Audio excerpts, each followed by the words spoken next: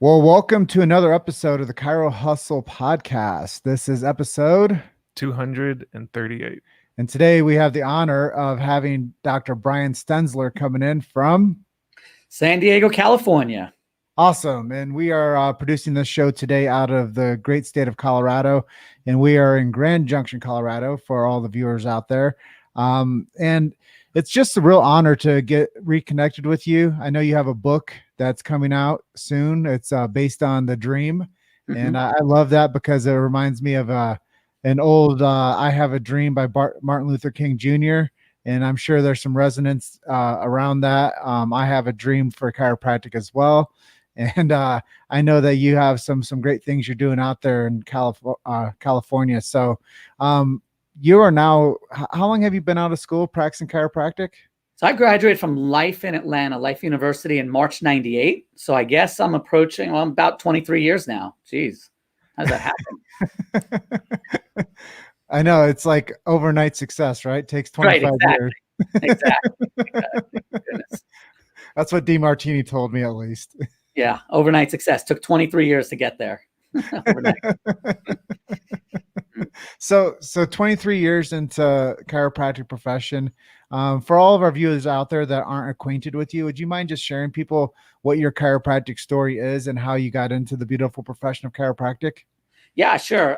So initially, when I was growing up, I always wanted to live in Southern California. I grew up in New York. I was born in Manhattan, grew up on Long Island, and always wanted to be a movie producer. So I thought I'd move out to California, become this big movie producer, TV producer, and all that. But I think a lot of kids that have dreams of being a movie producer, firefighter, police officer, or doctor, doesn't always happen that way.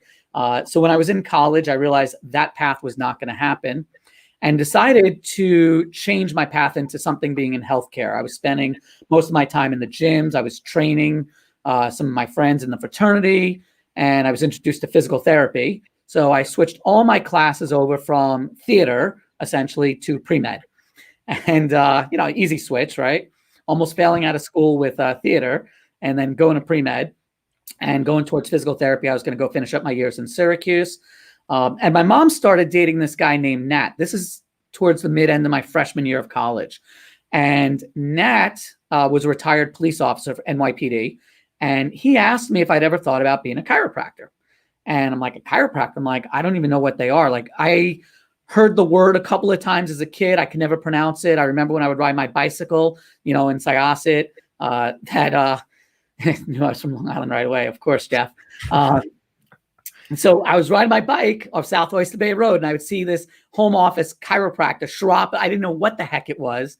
And I asked my mom, I'm like, what's this word, this chiropractor? And she didn't even know. It was like, I don't know, some doctor or something that cracks people's backs or something like that. That was my understanding of chiropractic up through college. I mean, I wrestled in high school and didn't even know what a chiropractor was. That's a sin in of itself.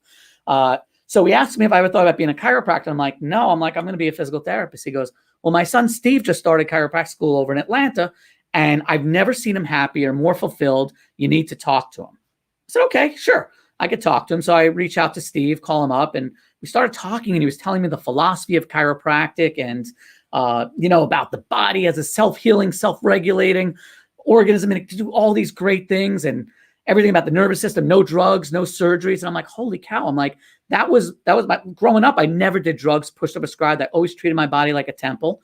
So Steve and I talked multiple times, and we were going to meet for the very first time at our parents' wedding. So Steve was having a Christmas break from school. I was having Christmas break from my college. So we're going to meet at the wedding. And a day and a half before the wedding, Nat, Steve's father, drops dead. His first sign of heart disease was an aneurysm that basically ended his life. And so I end up meeting Steve at his dad's funeral instead of his dad's wedding. Steve comes up to me, and we give each other hugs. And he says, so we're going to meet on Monday at 9:00. I'm like, what? He goes, I told you I was going to take you to different chiropractic offices. I'm like, don't you need to take some time to mourn your dad's death? He goes, this is what we're doing. I'm like, okay. So one of the first places he takes me, Pasquale Cirasoli's. I know you and I have talked about Pat before. Takes me out there to the Self Center in Brooklyn. Unbelievable. I met some other great chiropractors like Andrew Forelli on Long Island. And that week I became a chiropractor. There was no doubt in my mind. Steve and I still closest friends today, 36 hours shy of being stepbrothers, and we're real brothers because you don't get to choose your family, but I get to choose Steve. And that took me on the path. Steve and I lived together for 2 years in chiropractic school. I went right from college, right into chiropractic school at Life, and the rest is history, and never looked back and never thought twice, and just knew that this is exactly where I belonged and what I meant to be doing. Wow. It's impactful. You know, I think that that's something that when we have these conversations, it actually reignites the people that we interview to know where they've come from. And I think that that's one of the most powerful things is for these reminders of these interviews that we do is to, like, you know, your patients will listen to this, you know, your colleagues are going to listen to this, and they're going to be like, wow, what a powerful story, man. And I just acknowledge you for, you know, where you are today from where you were, you know, going to Life College in Marietta. So tell me, how was it like to be around Sid Williams back then? Well, I remember the first day when he dropped the keys in orientation and everyone's clapping. I don't know if you're familiar with the key thing, but the people that have known Sid, they're probably hysterical right now. You know, he's one of those larger than life kind of guys. I had the opportunity to meet him because I started going to Dynamic Essentials before I even started as a student. My dad met Dee Dee Umber in New York just by some chance thing. I won't even get into that story today. But my dad met Dee Dee Umber, and, you know, my dad didn't even know that Dee Dee was a chiropractor, and they just started talking. And he mentioned to my dad that he runs a school in Atlanta, a chiropractic school. And my dad is like, really? My son just went to go visit it and all this other stuff. And so Dee Dee is like, oh, he's got to come to DE. I'm going to hook you guys up with tickets. He flew us out there, got my dad and us like an apartment, like a condo. And so I probably went to like 3, 4, 5 Dynamic Essentials before I even started chiropractic college. So I was exposed to Sid and to all those great DE speakers early on. So I was very fortunate to grow up, you know, in the DE family before even starting. But being around Sid, it was a larger than life type of experience. I mean, when we had assemblies, you know, nobody missed assembly. You wanted to be in his presence, and there was just such an energy. And I know that there are a lot of people in this profession that don't see him so fondly for whatever reasons that they choose. But I know our profession would not be where it is today if not for Sid and Nell, Dee Dee, and some of the other people that started Life College and Dynamic Essentials. So I'm forever grateful for them and what they've put into our profession from the very beginning. Such an amazing connection there. You know, when I went out and I did, you know, 600 screen events, I would have keys near me. And if somebody said, I don't believe in chiropractic, I'd get the keys and I'd drop them. And I'd say, you don't have to believe in chiropractic. It's just like gravity. It works whether you believe it or not. And so many people's eyes would just light up, and they would either like be like okay with like that type of like switch of gear that I put on them, or they would just walk away. And you know, that's something that when you have somebody like Sid who believed what he did and instilled that type of passion and that realness into people's lives, I'm sure that was really special. And yeah, it really was. And for the listeners and people watching that don't know what we're talking about with Sid and the keys, you don't have to believe in gravity for it to work. You jump out of a building, you're going to hit the ground pretty hard. And you don't have to believe in chiropractic for it to work. And that's kind of the essence of the dropping the keys for those of you that needed that visual to understand it a little bit better. And now you're writing the book. Why don't you tell us about the book for a little bit? So I've actually been writing this book for the past 12 years. Didn't have a title for it until about 3 weeks ago, till I finished the manuscript, the first draft. But essentially, you know, I'd mentioned to you that Nat, Steve's father, his first sign of heart disease was a deadly aneurysm. And, you know, if you asked Nat the morning he woke up, if he was healthy, he would have said, yeah, he didn't have any symptoms. And so we know the World Health Organization defines health as a state of complete physical, social, and mental well-being, not merely the absence of disease or infirmity. Most people don't realize that. So Steve and I would always talk about what is real health and what is wellness. And that's where, you know, that the idea of DREAM came about, being for the 5 facets of a wellness lifestyle, being diet, relaxation, exercise, being an adjustment, and mental wellness. So diet, I define as everything that goes into the body from the outside world to the inside world. It's everything you eat, drink, taste, touch, smell, feel, hear, all the movies you watch and all the people you spend time with is just as much part of the diet as the food you consume. Relaxation, yep. And relaxation is giving your body a chance to call time out, to reset, repair, regenerate, rejuvenate yourself. E is for exercise, any activity that requires physical or mental exertion. Skip A for a second. M is for mental wellness. That's about connecting your inner purpose and passion to your outer goals and tasks in all phases of life. Being right with your self-esteem, self-worth, self-values, and so on and so forth. Being right spiritually, emotionally, and all that. When you have a strong DREM, you should be able to adapt to or neutralize chemical, physical, and emotional stressors, which will help you stay in adjustment. Being in adjustment is about being in balance mentally, physically, spiritually, and emotionally, and having optimal brain-body communication through the nervous system.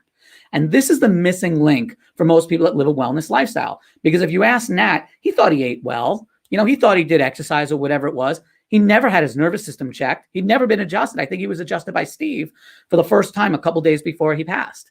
And that was it. So he never had his nervous system checked to make sure. So we need to make sure that our body, we're going to always endure chemical, physical, and emotional stresses on a daily basis. And so if we're not able to adapt to those, then we will go out of adjustment essentially. So our resilience is ultimately going to be determined by how we live our life. So what the book is about is teaching parents how they themselves should be living the dream lifestyle and teaching it to their kids early on, because kids are a reflection of their parents. Kids like to play follow the leader. But if the parents are chomping on Cheetos and they're watching horrible, violent movies and everything else, and they're not affirming positive things like saying you're a bad kid, as opposed to you're a good kid, but you did a bad thing. The language that we use, the way that we converse with our families, everything about it is so important. So everything starts top down, from the parents down to the kids. So the title of the book is Dream Wellness, the 5 Keys to Raising Kids for a Lifetime of Physical and Mental Health. And this book is essentially the chiropractic lifestyle on steroids. There's probably very little in the book that any chiropractor has not heard before. It'll be a good refresher for them. But if every one of their practice members or patients knew this information, they would be a chiropractic practice member for life, hands down. They would be begging you to get their newborns checked as soon as they were born. They would be begging you to get their kids checked throughout life. So the whole idea of this book is, and there are going to be courses with it and everything else. And I also created a dream score that goes with it. It's about 100-question lifestyle survey that asks all about the things that we as chiropractors, are very careful about.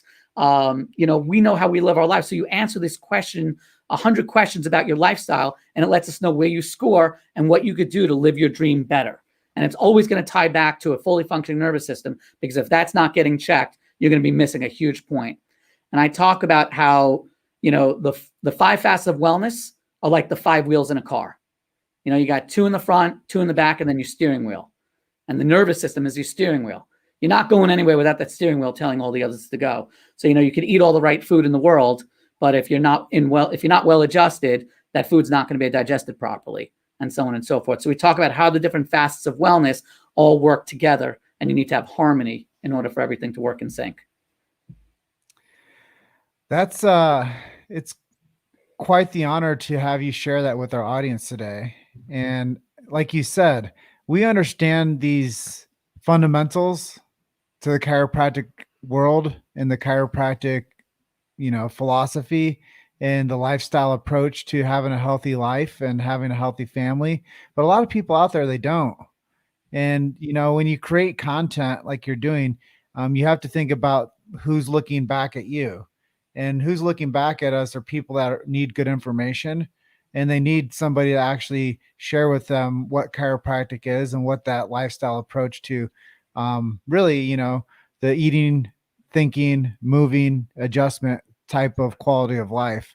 And most people don't ever get the fundamentals, and they don't have any type of strategy for this.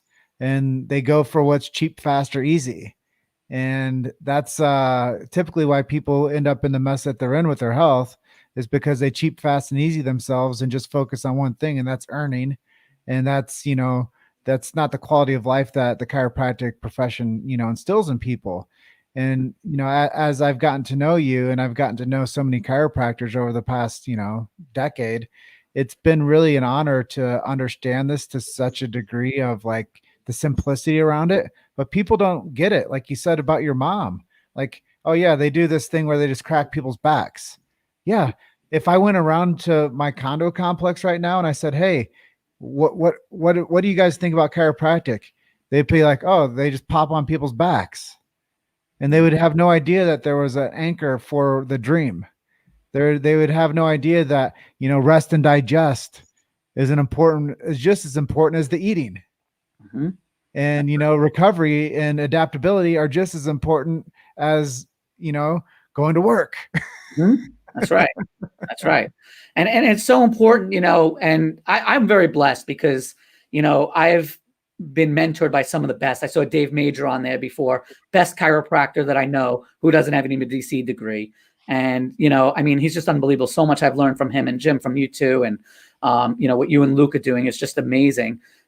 It's a matter of people understanding the lifestyle. We've got chiropractors that we have such a spectrum. You have some chiropractors that say, oh, just go to a chiropractor when you hurt, when you're in a car accident, when you're in pain or something. And then you have other chiropractors that say, we could heal everything under the sun. It's a panacea. And there's somewhere in the middle where we've got to find where everybody needs to know that everybody benefits from a fully functioning nervous system. And a chiropractor needs to know how to objectively measure whether or not they're subluxated or not. And the true key to chiropractors, as far as I'm concerned, if you go all the way back to DD and BJ, they always talk about getting to the cause of it. And I think it was Chris Kent that said the true goal of the chiropractor should be to make his or her profession obsolete, in the sense of we should not have to constantly be adjusting people because they should be avoiding the causes of subluxation. Everyone would need a chiropractor on their healthcare team to make sure they're in adjustment, but they need to be doing things to stay in adjustment. And that's what this is all about. And I think that that's hopefully the new era of chiropractic. It's not the chiropractor's job to teach them everything and to do everything. The chiropractor should really be focused on adjusting subluxations, and that's why I want to write the book, because I don't want to spend time in my office talking about all the causes of subluxation. I'd rather say, here's a book. Here are some videos. Here are things to watch. I need to find out, are you subluxated or not? Let's get you on the table and fix that, because I want to be the master at knowing if someone's nerve interference is compromising the integrity of their life. And if it is, I want to fix it and move on. I move the bone, God does the healing. I don't want to spend more than 5 minutes with people, but I want them to know everything that I know. And that was why this book had to be written. And this is why this book should be a reference, a resource for every vitalistic principled chiropractor out there if they want to take care of more families. It's pretty simple. The more we educate them, the more they're going to lean on us for a higher quality of life, and the more people they're going to refer. And that's how we could get to a 60 or 70% or higher utilization of chiropractic from a measly 10% that we're at right now. So how do you think the world would change if 100% of people started seeing chiropractors and getting adjusted when needed? And then how does that also look when they start taking your advice, staying away from the things that cause subluxation and actually need adjusting less and less? Yeah, I think that the question would be, what would the world look like if it was subluxation free? Because, how you use chiropractic and everything is so different. But if the world was subluxation free, I think that we would have a much more harmonious world. I can't say it would be peace on earth. I'd heard, people have said before, what if Adolf Hitler went to a chiropractor? Would the Holocaust have not happened? Well, some people say maybe if he was adjusted, he would have won the war. Because you're going to perform at your best. I like to think the former, that he would not have been in that mindset, but it brings out the best of you. You're innate. So everyone is born with 100% innate intelligence, and we're always at 100%. We don't always express 100% innate intelligence. And the analogy I'll use for that is like right now in San Diego, it's a rare cloudy day because every day in San Diego is sunny, right? But the sun is shining perfectly at 100%. If I got in an airplane and went above those clouds, the sun would be shining perfectly. But the expression of the sun is compromised at less than 100%.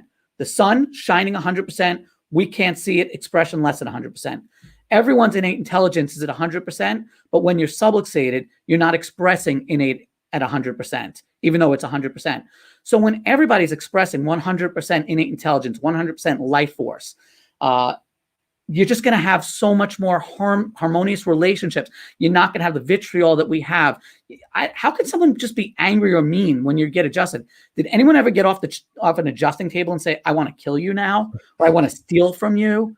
No, it's like you just feel like in this utopian moment where you have all these endorphins released and you're just so connected. And I think that we would just have so much more harmony on this planet. Yeah, that's just my thought. Well, you kind of, you took me in a different direction there with the answer, which I really like, but I kind of want to ask you a funny question. Is that okay? Yeah, please do. How do you respond to people when they call it chiropractics? Oh my goodness. I am different now after being in practice 23 years than I was back then. When somebody would refer to chiropractics, chiropractic medicine, crack my back, rub down, whatever it is, I used to have some really negative responses and stuff and just attack. I just educate them and say, you know what, we actually refer to it as chiropractic. And I explain why. And I just move past it. I don't want to make people feel badly, for using the wrong terminology and stuff, because they're not doing it because they're mean. And I don't want to be mean-spirited in return. I just want to express as much love as I can. That's what I do when I'm well-adjusted. Maybe if I'm not well-adjusted, I'll make fun of them or something. But if I'm well-adjusted and my innate is expressing itself, I'll just kind of say, hey, we just refer to it as chiropractic, not chiropractics, and just explain why. Yeah, I've always wanted to ask that question. I never asked any chiropractor how they respond to that type of exchange. Yeah, we get some funny things, especially in San Diego. So I think in Mexico they call it chiropractica. Chiropractica. See, like chiropractica. Yeah, and I did some mission trips. I was out in Panama and did Costa Rica and stuff. And yeah, it's a different language. You got to learn different words like boca arriba, right? So Jim's studying Dios, no Dios Spanish right now. What's Don't tell anybody. I'm studying Spanish right now, like a little baby. Wow. Perfect. I'm doing Rosetta Stone. Good language to know. Yeah, it's something that I will build upon as I develop. But yeah, it looks like, hey, he's studying Spanish. I know like 5 words. It's more than I know. I haven't studied Spanish since high school, but I try. My wife speaks Spanish pretty fluently. She actually taught it for a while. Yeah. Oh, nice. Yeah. So where do you see chiropractic going in the next 20 years or so? Well, it's a good question. For one, I'm on the board right now for an organization called the Congress of Chiropractic State Associations. Chiro Congress used to be known as COXA, but they had to change the name for various reasons. It didn't always come across and broadcast very well, especially when they referred to it as the big COXA. Really got confusing. But the Congress of Chiropractic State Associations is where the state associations go for best practices. It's where the association presidents, executive directors, and leadership goes and learns how to run their state associations best. And right now, we're working on a strategic plan for the profession. So we rather not guess about where it's going to go, but we want to help direct it, where it's going to look like in 3 years, 5 years, and 20 years. So I don't know. Right now, it's kind of like the sausage is being made. I don't know how the plan is going to turn out. But my vision of chiropractic, between what we're doing, the strategic plan, and what we're doing with my book, is I'm hoping to leave as little to chance and as much to choice as possible. And so my book hopefully is one action step towards creating. Uh-oh.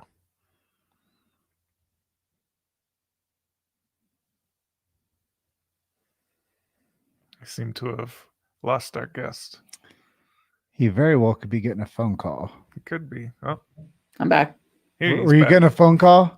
No, nothing. Nothing changed.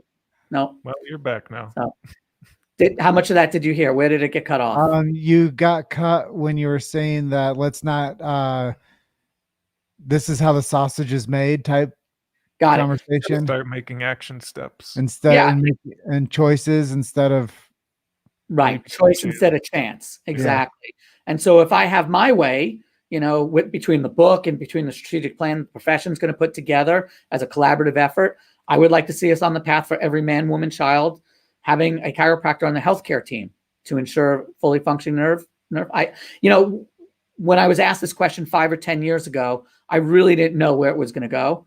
And I'm just going to go with the positive side rather than the negative side. And that we're going to be going into increased utilization, much less marginalization, and more towards, I don't want to say mainstream medicine, but mainstream healthcare, where we could work with other healthcare providers as separate, distinct, unique practitioners adjusting subluxations, not working in a hospital setting to give somebody an anti-inflammatory or to raise and lower dead legs, but to actually bring life force back to that leg by adjusting them and working in somewhat of an autonomous way where, sure, maybe it has to be referred by the chief of staff or whatever in the medical clinic or whatever it is, but we get to do what we need to do based on our analysis. And I think that that's important. I don't personally see myself ever wanting to work in a hospital type setting, but I think it's essential. I think it's really important, not only for people to receive the care that need it, but also for the growth of our profession. So people that are thinking about becoming chiropractors have somewhere to go other than private practice. That's one thing that physical therapists have. They've got many more clinic opportunities to go in chiropractors see the private practice, or now there are more rural health clinics and stuff like that. But there are very few opportunities for the non-entrepreneurial doctor who really wants to help people naturally. I think, I was having a conversation with the potential sponsor of our show yesterday, and I took the position of, hey man, if everybody that was in like a crisis care like environment in a hospital got adjusted, that would speed up their recovery times. If people were, inside of a hospital that were considering having to get into the pharmacology train, they would get adjusted, and there might be a chance that their life would improve to a better degree, that wouldn't be the outcome that they were facing. And, I just said, if every baby was getting checked at birth inside of a birth ward inside of the hospital, there wouldn't be such a propensity for necessity of drugs. I mean, you can only say it so clearly. Like there wouldn't be a need for the schedule of vaccines that they're on, and there wouldn't be the need for other things if they were checked and their nervous systems were functioning properly. And I think that, we could alter the direction of the healthcare profession. And that's what I told him, is it's more of a care of health profession rather than a healthcare profession. So when we think about how chiropractic fits into the larger picture, that's why sometimes when people say like nails on a chalkboard, I get that when people say chiropractic physician or chiropractic medicine. And I just want to be like a coach at halftime and flip the damn table and tell people it's chiropractic. And there's a reason why chiropractic is unique, distinct, and non-obvious, and why it's a profession that's founded on science, philosophy, and art, and why it's been around for 125 years and it has never sold out. And that's why I feel the passion that I do, and I burn inside when people say things like this, chiropractic physicians or chiropractic medicine. And I'm just like, do you guys realize your identity? Can you guys just like look and tell me what your identity is? And I'm not a chiropractor, but I don't want to tell you who your identity is, but can you tell me who your identity is? And because that's the way that the grand majority of our population sees the chiropractor, is if you don't tell them that you're a chiropractor that practices subluxation based care, then you're going to be the chiropractor that they think is chiropractic medicine. And that's like weird as hell to me. Yeah. Well, our profession is at a very interesting crossroads. And by the way, Jim, that was very well stated. I know chiropractors that can't state that, what you just said, as well as you did.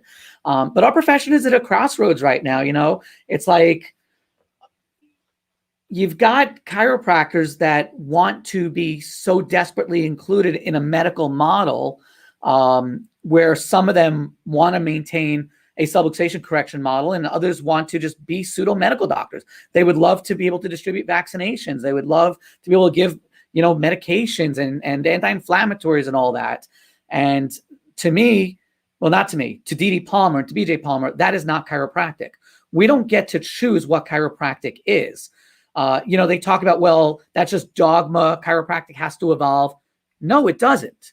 If you want to do something that is outside of the realm of what chiropractic was supposed to be when D.D. and B.J. came up with it, then go do that, but call it something else. It's like if you come up with a dance step, and you say this dance step, the Stenzler two-step is 2 steps forward, 1 step to the left. And I call that the Stenzler two-step, and I trademark that. That's the Stenzler two-step. And you say, that is a really good step, but I'm going to do a little twirl at the end. Fine, do the freaking twirl, but don't you dare call it the Stenzler two-step, because it's not. And that's the problem, is when chiropractors don't know what makes us separate and distinct, then we've got some serious problems. And I'm really open to chiropractors practicing how they want to practice, pretty much as long as they stay in a couple of lanes. One is drug-free, surgery-free. The second is we understand that there are subluxations. Well, even if you don't want to use the word subluxation, we're looking at a neurological component caused by misalignment of vertebrae. Okay, you don't want to call it subluxation. That's divisive to you. You want to call it fixation, whatever the heck you want to call it. Just understand that you have to look at the neurological component. We're not musculoskeletal, it's neuromusculoskeletal. And there's a spiritual component to it, an innate intelligence that's compromised, the expression of when you're out of adjustment. Outside of those lanes, I don't care if somebody wants to do therapies or anything else, let them do it. But don't call those things chiropractic because they're not chiropractic. Yeah, I mean, I have so much respect for this conversation today. I think that, we really need to clear the air with a lot of people. And that's why we exist as a free speech platform for chiropractors to be heard. And we produce the way that we do because obviously you heard what I had to say. And I have a belief system that everybody deserves to at least be checked for vertebral subluxation and adjusted if necessary. And a chiropractor is somebody that is a care of life provider, and they are interested in helping people's families, and they're interested in making people healthy. And if that person that comes into their office or wherever they're practicing, they have other people in that office with them that are other healthcare provider professionals, as long as they realize that chiropractic first, chiropractic second, chiropractic third, chiropractic fourth, chiropractic and the other provider fifth, whatever down the line, if they can think of it in that type of mindset, obviously like your potential stepdad, if somebody comes in and they haven't been adjusted their entire life and they're like, hey, let me get that miracle adjustment, bro. Like, yeah, let me look at your x-rays first, bro. And then you're like, boy, you haven't taken care of your spine in 45 years. I don't have a miracle for you. Like, but I will try to get you back to the activities of daily living the best I can with the resources that I have. But now we need a team of people that are going to look after you long term, because your quality of life determines on a team of people now. It's not just the chiropractic adjustment. And I do think that we live in a society now where technology's taken over people's spines, and people are representing different types of subluxations at a younger age just because of their postural distortions. And obviously we talked about the compound effect of diet, and people aren't eating great. And the behaviors that people have, they're sedentary more now than ever. So yeah, I mean, chiropractor offices should be booming.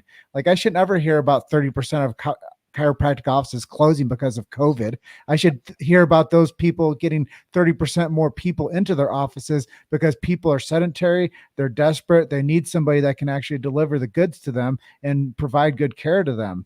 So when we have these bigger conversations, integrate your office however you see fit, but don't call yourself anything other than a chiropractor. And if you are interested in something else from the jump, don't infiltrate the chiropractic profession and try to manipulate it. Go do what you think is necessary and work in another profession and call it what it is, but don't come in as a sheep in wolf's clothing or a wolf in sheep's clothing and try to manipulate the system based on an agenda that's not chiropractic. So, I think these conversations are necessary, and people listen to this, they're going to get lambasted with a lot of truth today. Amen. Amen. And there's always going to be haters. And I say everything from a place of love, as you do too, Jim. I mean, we just want the chiropractic profession to flourish and to really be able to maximize our ability to serve humanity. And when we confuse people, nobody wins. And so that's the bottom line, is we just need to get rid of the confusion. We need to be really good at what we do, and that's detecting and correcting subluxations, and leave everything else to the other experts. If you're incredibly passionate about something else, or even more passionate than you are about correcting subluxations, at least let the person that comes into your office know that what you're doing is not actually chiropractic, but you as a chiropractor are licensed to do it. And so at least it doesn't confuse people from that aspect. Yeah. And the education system is a free market. You can go get a post-education after your chiropractic degree and do whatever you want to. And I think that that's the part where people are very confused with their power, is they think that just because they get the title of this, that they can come into a system that was developed on science, philosophy, art, and has been around for 125 years. And yeah, don't sell out today for the payoff of today, for the future of chiropractic. And I think that that's something that needs to be said too, is some of these people are making decisions that don't have the future of chiropractic in their greatest interest. They're looking for the payoff today, which will sell chiropractic out. So when we ask that question, where do we see chiropractic in the next 20 years? Yeah, I love your answer. But if we go the other direction, people are looking to how they can parcel out the profession. And if they don't have integrity, then we are facing a challenging time. Mm-hmm. Yeah, absolutely. Absolutely. 100%. So maybe you could touch upon some of your heroes who have been a major influence in the development of your life. And they could be chiropractors or not. So, I look back for the people that I've actually gotten a chance to meet, because, you've got heroes that you've learned about in history, and you got heroes that you learn about in real life that are still around today. And so the closer I've gotten to the personal heroes, the less hero they get, because you get to know more about them. You get to see all their other aspects of it. So I would say that the very first person that was alive in my day would be Arnold Schwarzenegger. In the sense of, I grew up, I was always the shortest. I still am. I was skinny. I was a little twerp. And when I was 14, 15 years old, I started reading some of the magazines, the muscle fitness magazines, Arnold Schwarzenegger. Now, I'm born in 1972. So we're talking about 1984, 85. He's had like 2-3 movies, Conan the Barbarian, maybe Terminator at that point, and Pumping Iron, and Hercules in Hercules. I was going to say, and maybe the lesser known Hercules in New York. Wow. I'm really impressed, Luke. Oh, I love that. So Arnold wasn't what he is today. And as I was reading the stuff, I was just very inspired by his story and started doing some of his workouts and what have you. And I remember even in 10th grade, my English teacher, the lit teacher, had me do a report. We all had to do a report on somebody that we admired, somebody that's influential in their life. And I told him I was going to do a report on Arnold Schwarzenegger. And he looked at me like, what? This bodybuilder, who's in a couple of movies? I'm like, just let me do it. And I ended up getting an A on that report, probably the only time I ever got an A. But he even said to me, he goes, Brian, this was much more interesting than I ever imagined. I mean, and look what that guy has done since then. Love his politics, don't love his politics, that's not relevant. As a person and an influential person in my life, if it weren't for him, I probably would not have started exercising, filling out as an adult, getting the confidence that I did. And that led me into chiropractic, because just the lifestyle of fitness and everything else just took me on that path. So I would say from somebody I haven't met there would be Arnold Schwarzenegger. When I look at historical figures, the two that I really, think the most of that have done so much for humanity, I can't help but to think of Abraham Lincoln and Martin Luther King for what they did, not only for a sector of our population that was so discriminated against and tortured and treated so poorly, but if I think about who would I love to have a conversation with right now, I would love to know how they went ahead and took such a group of people that was so marginalized and brought it to a whole nother level. And I know there's still a lot of work that needs to be done and a reckoning that our country is going through right now. There are right ways and wrong ways to do it. I won't give my political point of views on that because, again, our country is so divided. But I think that we all agree that we all have to come from a place of love. And there's work to be done. But what those two men did was unbelievable. And they had people around them that had helped make it work. But our profession has been marginalized since 1895. And so I would love to see a reckoning there. And kind of going back to the question of where do I see the profession in 20 years from now, I would like to see, some type of changing happening. And so, if we could learn from those two people, that would be pretty remarkable. So I just have to ask you, who do you see stepping into this position and holding that space and being able to guide the direction as the Martin Luther King Jr. or the Abraham Lincoln for chiropractic as we develop as a profession? It's a really good question. Some of my greatest mentors in chiropractic, they're older now, or maybe some not around. Like I've talked about Pat Sarasoli, Guy Reekman, Bob Hoffman, Patchen Tempo. They have all carried a torch. Sid Williams. They've all done so many great things for our profession. Who is the MLK of the future for our profession? I don't know. I guess since I have a dream, because Dream Wellness, maybe I could help, but I can never put myself in that type of shoe. But I'm certainly going to be part of the solution. But there's got to be somebody who is so articulate, so smart, so full of love, and can really rally people. I don't know if that person exists yet, or where they are, but hopefully that person is there and already working behind the scenes. And I hope that I get to know that person if I'm not part of that solution. So I don't know. I won't be so vain to say that's going to be me. Even they could use the "I have a dream" wellness if they want, but it needs to happen. Do you have an idea of who it would be? You know, after I've been in this profession now, I didn't go wide, I went deep with the profession over the past 4 years since Luke and I, actually 5 years since we released our first movie, Chiropractic, the documentary. I had no idea who Jim Sigafus was, except for he was popular on YouTube. I had no idea who Sid Williams was, other than I read a book called The Meadowlands Experience when I was helping in a chiropractic office. I had no idea who Billy DeMoss was, except for he was some renegade dude that just talked from his mind and, set the standard for freedom of speech in chiropractic. I had no idea really the depth of the history of the profession. I didn't even know who the heck, the first chiropractic patient. Harvey Lillard. I had no idea who Harvey Lillard was. So my learning curve has been sped up, over the past 5 years specifically. Like, somebody put rocket boosters on me and said, Jim, you're going to go and do this one thing. You're going to do this one thing well, and you're going to figure out all the people in this profession. You're going to be integrated with the most important, most genius, most charismatic people on planet Earth, and they're the chiropractors. And that's your journey, Jim. So for me to say who I think is going to be that person, I'm sure I've talked to them. I'm guaranteeing you I've talked to them. And I've guaranteeing you that if you went and looked at my timeline over the past 5 years, I've either interviewed them, we've taken photos together, we shared a meal together, I've shook their hands or hugged them. And I don't know like the clout of who that person is, but I guarantee you I've shared space with them. And who knows? It might not be somebody that's a chiropractor. So I don't know who that person may be, but I have a huge reverence for knowing that the ecosystem of chiropractic needs that person to step in, and they need to be supported. And if chiropractors don't support you for what school you go to or what technique you practice or how you integrate, they need to support one great person to say this is the direction that needs to be taken. And it can't be an acronym, alliance. It can't be the old boys club.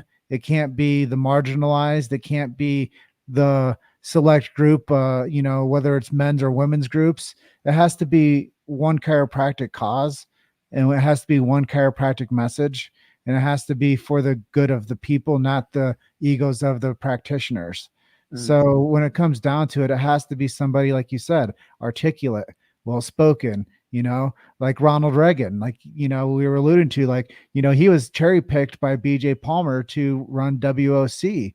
And that's Wonders of Chiropractic, our World of Chiropractic, the radio station that was the first of its kind. So it has to be somebody that has the ability to basically tear down the walls of the chiropractic profession for one major cause, and that's to get chiropractic mainstream and to not be marginalized. And I don't know who that person is, but I appreciate, the opportunity to share on that, but I don't know who that person is. But we need to identify that person and support them like they are the golden child. Amen to that. And I actually think in my gut, it will not be a chiropractor.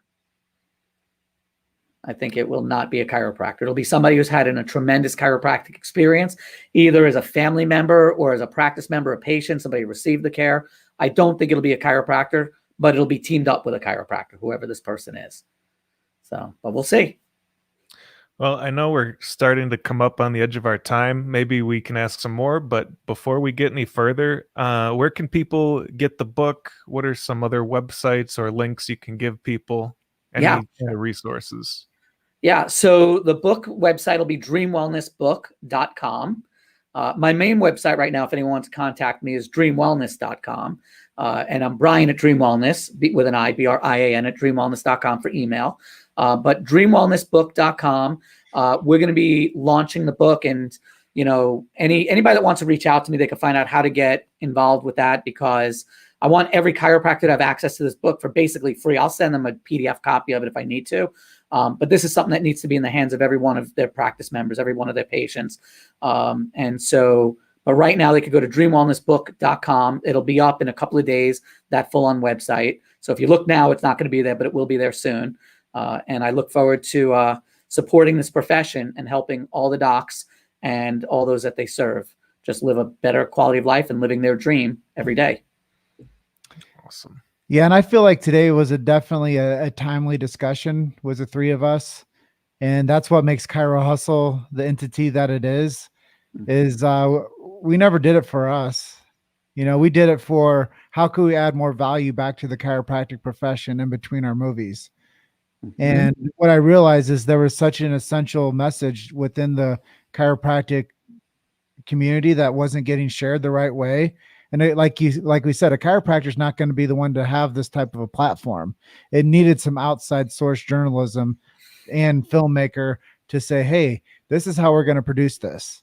And we might not be, the biggest show in town. We might not be the Dynamic Essentials. We might not be the Cal Jam. We might not be, the New Beginnings or the Mile High. But what we did was something really special. And, my vision is to create 1,000 of these shows and to keep on telling this chiropractic story, because when you were going to DE as a young man, one of the mantras there was tell the story, tell the story, tell the story.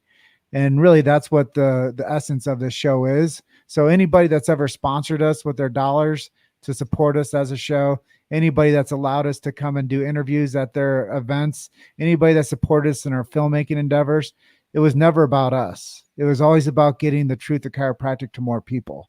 And I think that when people realize that, that's my mantra, is it's about the people. It's not about us. But if we are articulate enough and we have the position that's strong enough, it's the strength is in the support, and we just need to support support each other a little bit better, love each other a little bit more, and, accept each other for who they are rather than face people with the ego or judgment right away. And when we do that, we can see the light, and those clouds that are above your city right now in San Diego, the light will shine through. And I really believe that every once in a while it is a cloudy day for a reason. And that's to realize that the days when they are full of sun, that we should appreciate those days even greater. So yeah, we are at the edge of our time together with you today. Is there anything we didn't ask you that you'd like to share with us today? I don't think so. I think that everything that needed to be said was said. You guys did a phenomenal job, and I'm so grateful for you guys doing what you're doing, getting the message out there, keeping Tick alive, and just bringing on great guest speakers every time that you guys do a podcast. So you guys keep up the great work, and I'm so grateful to just be a part of this one day out of this big project that you guys are doing. So thank you. Thank you, Dr. Brian. So the book is Dream Wellness. Keep an eye out for it, as it will be coming out very shortly. And if you guys want to learn how to run a podcast just like we do, go to chirohustlemasterclass.com. Dr. Brian, thank you so much for being our guest today. We want you to enjoy the rest of your afternoon. Thank you. Have a great one. Dr. Brian, we will talk to you soon, and thank you for your energy today and your commitment to what you're doing. Looking forward to it. Thank you, guys. Bye now. See you. Have a great day.